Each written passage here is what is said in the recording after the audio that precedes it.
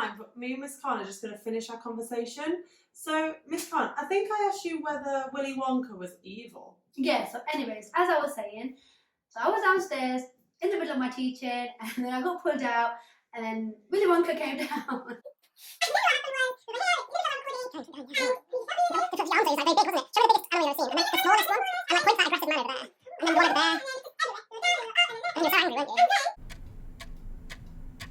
And that is why I think Willy Wonka is a bad character. Oh, okay. Thanks, Miss Khan. I think it's a good job you were here today because we can work together on a very important skill.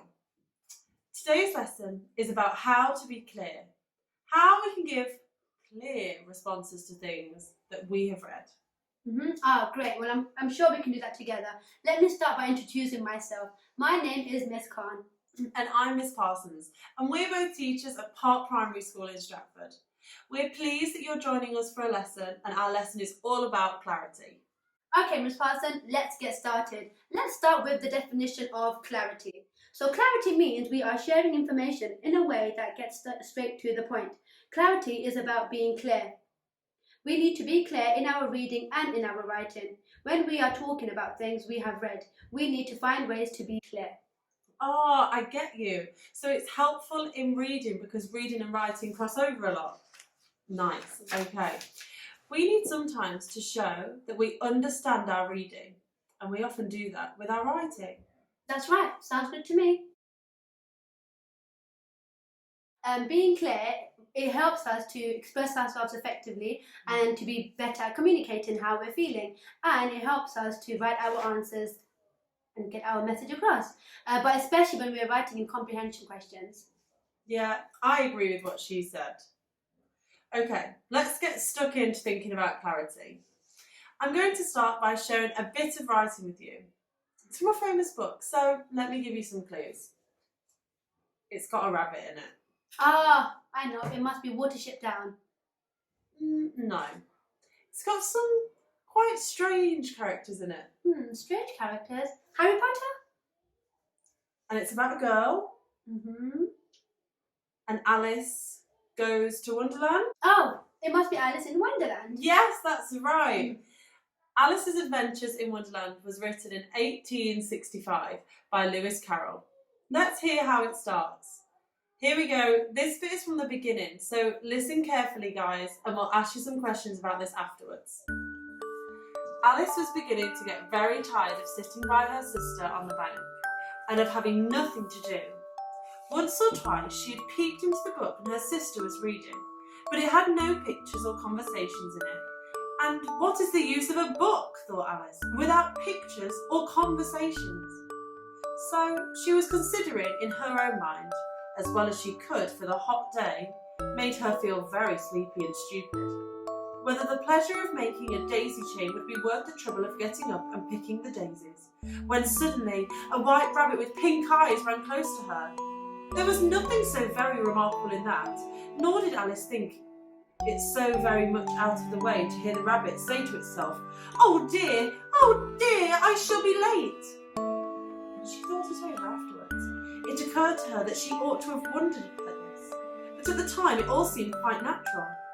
But when the rabbit actually took a watch out of its waistcoat pocket and looked at it, and then hurried on, Alice started to her feet, for it flashed across her mind that she had never before seen a rabbit with either a waistcoat pocket or a watch to take out of it. And burning with curiosity, she ran across the field after it, and fortunately was just in time to see it pop down a large rabbit hole under the hedge.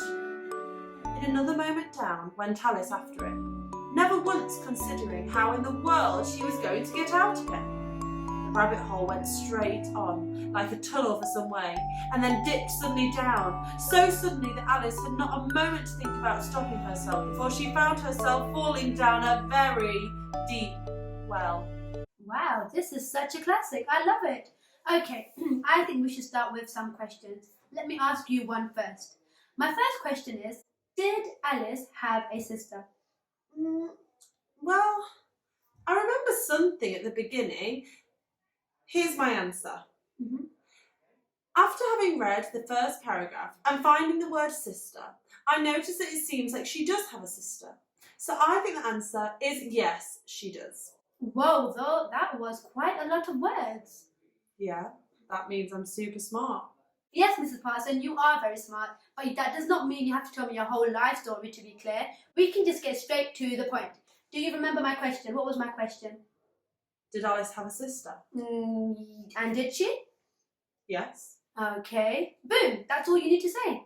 Okay, that was great. Now, if I asked you how did you know, what would you say? She was sitting by her sister. Boom, that's perfect. That's exactly what you need to say. Sometimes we can overcomplicate things, but being clear doesn't always mean you have. But being clear means you are taking out all the unnecessary information. Okay. Let me ask you a question then, Miss Khan. Mm-hmm. What was remarkable or unusual about the White Rabbit? That's a very good question. And here is my answer. Close. Just one word. I'm just trying to be clear. Okay, I see what you mean, but now you're giving me too little information. Before we had too much, and now we had too little. Miss Khan is right. The clothes are unusual for a rabbit. But she would be giving me a clearer answer if she used a full sentence. Or perhaps she could also tell me a few other things that were unusual about the rabbit. Why don't you have a go this time? Here is that question again.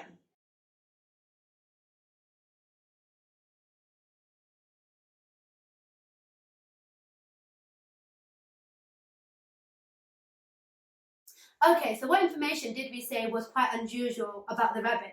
So I said it was the clothes. Maybe you might have said that too. Or you might have said the waistcoat. Or the fact that the rabbit had a pocket watch. All these things are unusual about the rabbit. You're right, Miss Khan. Let's use them in a sentence then. Let's give the Year 4s a go. So all of you, I want you to use this information to write a fantastic sentence that tells me why you think the answer, what you think the answer could be to this question. What was remarkable or unusual about White Rabbit? Okay, I think we should have one more question. But this time you are going to answer the question independently. Are you ready? Okay, remember, we need to be clear and we need to not give too much of information, but definitely not too little either. Let's use full sentences to share our opinions. Okay, I think I might share a little bit more of the story. Let's find out what happens next, and I will share a question. Either the well was very deep or she fell very slowly, for she had plenty of time as she went down to look about her and to wonder what was going to happen next. First, she tried to look down and make out what she was coming to, but it was too dark to see anything. Then she looked at the sides of the wall and noticed that they were filled with cupboards and bookshelves. Here and there she saw maps and pictures hung up upon pegs. She took down a jar from one of the shelves and as she passed, it was labelled orange marmalade. But to her, great disappointment was empty. She did not like to drop the jar for fear of killing somebody underneath. She managed to put it into one of the cupboards as she fell past it. Well, thought Alice to herself, after such a fall as this, I shall think of nothing of tumbling downstairs. How brave they'll all think of me at home. Why, I wouldn't say anything about it, even if I fell off the top of the house, which was very likely true. Down, down, down, would the fall never come to an end? I wonder how many miles I've fallen this time, she said aloud. I must be getting somewhere near the centre of the earth. Let me see, that would be 4,000 miles down, I think. For, you see, Alice had learnt several things of this sort in her lessons in the schoolroom, and though this was not a very good opportunity for her showing off her knowledge, as there was no one to listen to her, still it was good practice to say it over. Yes, that's about the right distance. But then I wonder what was latitude or longitude I've got to. Alice had no idea what latitude was, or longitude either, but thought they were a nice grand word to say. And here is my question. What did Alice grab while she fell down the well? Grab, like with her hand. Yes, that's right. We want to write a brilliant sentence, or maybe two, that answers a question for us. So we need as much detail. If you're not quite sure, maybe you can go back in the video and listen to the story being read again. So the question is, what did Alice grab while she was down the well? Let's leave that question on the screen. When you are ready to write your answer, pause us and you can press play again. So pause us now.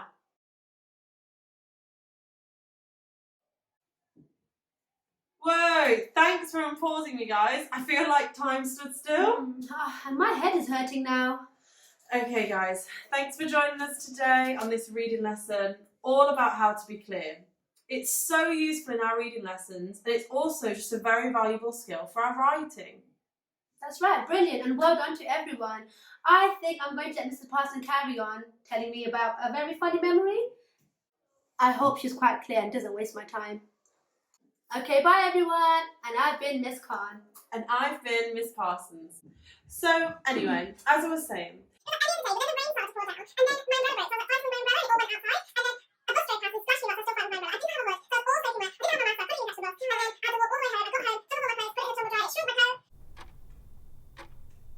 and then I ate dinner and I went straight to bed. That wasn't very clear.